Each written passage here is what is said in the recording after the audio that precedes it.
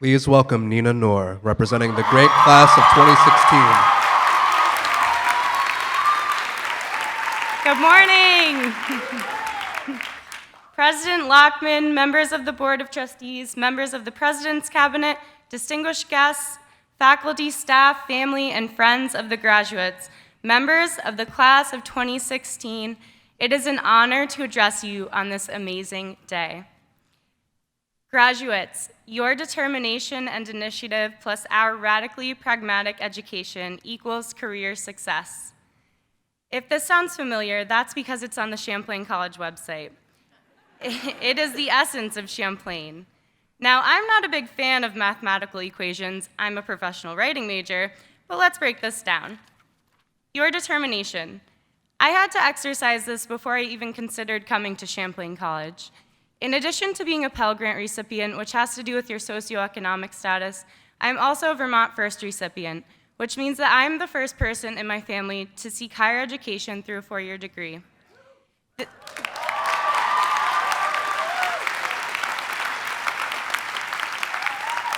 And I know I'm not the only person in this room who is the first person in their family to graduate from college. My family is extremely supportive and wonderful, but they couldn't help me with everything when I applied for college. I had to find that drive. As a teenager, I had to take the initiative to take my ACTs, study for them, get good grades in high school, fill out those college applications, write college essays. It was my responsibility to get those essays edited, to figure out how to get my transcripts, and to apply for scholarships in that little blue book that they hand out. Now, I am one of the few women from my graduating class in high school who grew up in the Old North End of Burlington who can walk across the stage and receive a diploma. Today, I am proud, but I'm also cognizant of those who did not have this opportunity. I am aware of those whose paths took a different turn. The journey to and through education is different for everyone. When I was in Entebbe, Uganda on a service trip at the Malaika House, which is an NGO focused around children, I was developing a photo essay on women's empowerment. One of the questions I asked the girls was, "Do you think school is important?" They all replied something along the lines of, "Duh, of course it's important." I can tell you that the look of determination that this question inspired transcends girls and women of all ages. But when I asked them if they wanted to go to college, they weren't so sure. After interviewing the girls at the Malaika House that day, I was laying on my cot, staring up at my mosquito net. I remembered the chilly day in November 2011 when I tore open my acceptance letter from Champlain College. "Congratulations," it said.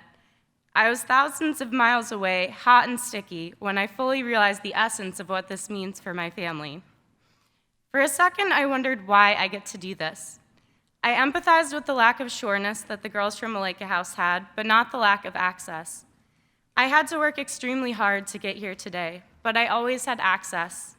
That is not the case everywhere. I have traveled to a different country every year I have been at Champlain.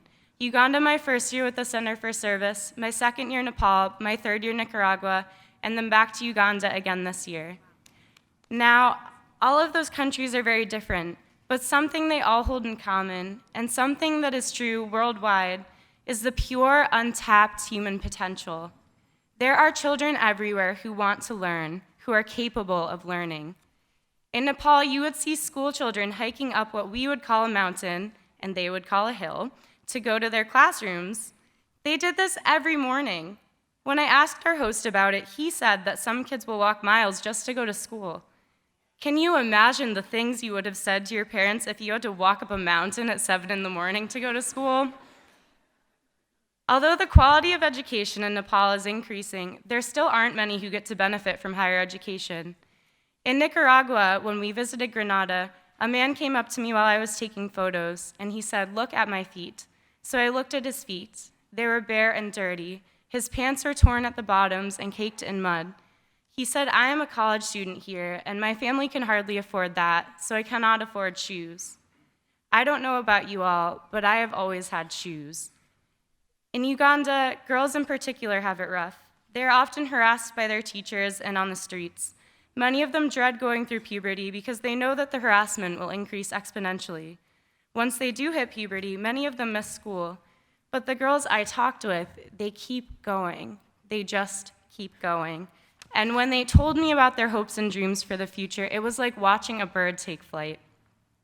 When I asked Nomatov, who was 23, she didn't even look at my eyes. She looked somewhere far beyond me, somewhere that no one can see except for her. Keep in mind when I tell you this, that Nomatov had very difficult beginnings. She was forced to leave an orphanage with her 2 siblings after the abuse became too much to handle. She is the oldest. She had to make the call to leave the only home that they had ever known. "Where do you see yourself going from here?" I asked her.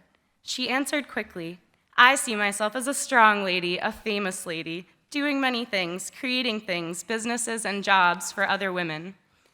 The amazing thing is that she already does this. She runs the financial accounts for the Malaika House, their pizza nights, and craft finances. She mobilizes the other girls that live there and empowers them to learn valuable and tangible skills like leadership, assertiveness, perseverance. Nomatov was not bitter when she told me all of this. She was hopeful. She taught me something that day.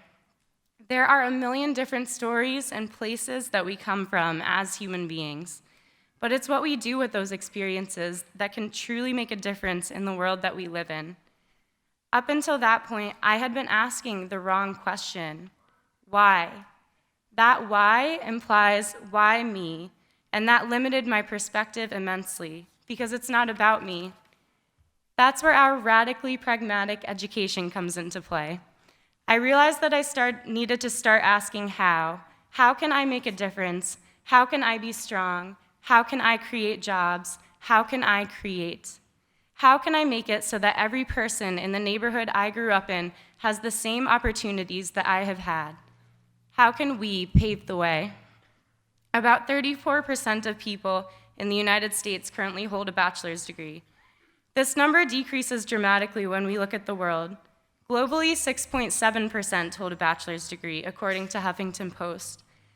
This presents us with an imperative. We must use our pragmatic education not only to ensure our own career success, but the human success of others. We must access that untapped human potential. A world where only 6.7% of people have the privilege to hold that bachelor's degree in their hands, to walk across the stage in caps and gowns like we are today, is a world that is full of unfairness. It's a statistic that shows us that something needs to change. We are graduating today to become many things. Some of us will become public relations specialists, some will become social workers, some will become game designers, and some will become writers. Some will be business managers or human relations specialists or computer programmers. Any way you map it, we are all going to be in that top 6.7% of the world. You know, millennials, we get a pretty bad rap. In a New York Times article called "What Happens When Millennials Run the Workplace," we are referred to as having traits associated with a sense of entitlement, a tendency to overshare on social media, and frankness verging on insubordination. But those are the things that we should be most proud of. In reality, we are challenging the status quo. We are questioning the authority that has been handed to us. We are asking why, and our sense of entitlement often pertains to the inequities that we see and share on social media every day. I am proud to be a part of our generation. I am proud because we ask these questions. I am proud because we challenge structures. I am proud because we are going to change the way that the world works. We already are. That brings us back to our mathematical equation. Your determination and initiative plus our radically pragmatic education equals career success. Career success. What does it mean for you to have a successful career? Does it mean making $60,000 straight out of college? If you're going to do that, that's amazing for you. But what happens when you take away the dollar sign? What else are we going to do? How are we going to leave our mark on the world? When you separate yourself from that mathematical equation, below it in bold letters, Audeamus, let us dare. In what ways will you challenge the boxes that we live in? How will you utilize your education to make the world a better place for your community, for your friends, for your colleagues and classmates, for people who live far away from you on different continents and in different countries. There are two kinds of people in this world: those who dare to make a difference and those who do not. One thing in my young age that I am sure of is that those who dare to make a difference often do, and those who do not never really gave themselves a chance in the first place. Across our college experience, we have been thinking about how we can take initiative, how we can develop professionally. We've been finding our passions and developing initiatives. We've been traveling to Ireland, France, creating video games, having constructive dialogues in core classes. We've been creating clubs, organizations, and works of art. We've been filling lead credits, learning how to dress in interviews, thrusting ourselves outside of our comfort zones. We've been going through all of these motions. But now, as we go out, it is up to us to ask ourselves, how am I going to dare? Thank you.